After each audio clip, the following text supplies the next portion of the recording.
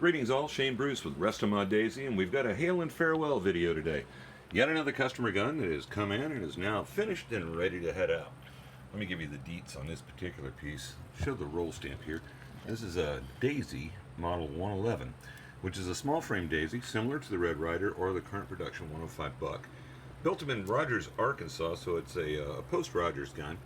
And a couple of neat things about the piece is that these guns are still early enough to have metal triggers and utilize bottle caps. So it's kind of a throwback gun in some regards in terms of what you can buy today. Now what makes these guns, I used to think they were just pretty pedestrian. They weren't Red Ryders, they weren't branded, didn't have a lot of public awareness. But as you begin to work on them, you discover something about the number 111, and that's these guns are thumpers out of the box. And with a few tweaks, they be super thumpers, baby. This particular gun here came in, and then when we received it, running about 250 feet a second without any oil, slightly better with some oil, and we started swapping parts. So by the time we got up to the Cobalt 327 mainspring, the 764 air tube, and a Model 25 shot tube, it's in solid super thumper land. And as I mentioned in a previous video, I've been doing ballistics testing or velocity testing on these guns after fire bluing because I've seen a change in the numbers that they aggregate total of the numbers that come out of the guns after fire bluing. They're a couple of feet faster than they were prior to fire bluing. So prior to fire bluing, this gun would have made it into thumpette category in the high 290s, almost 300 a couple of times. But post fire blue, she's now running about 3 1/4, 337, 343. You know, that's solid thumper territory. And if you include the MUP 25 mag, it's a super thumper.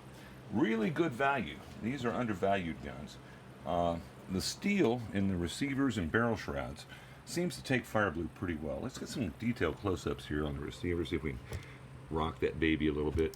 Look at some of those plums in there, some of those purples that are coming through. Let's roll on down the receiver shroud and take a look at down there.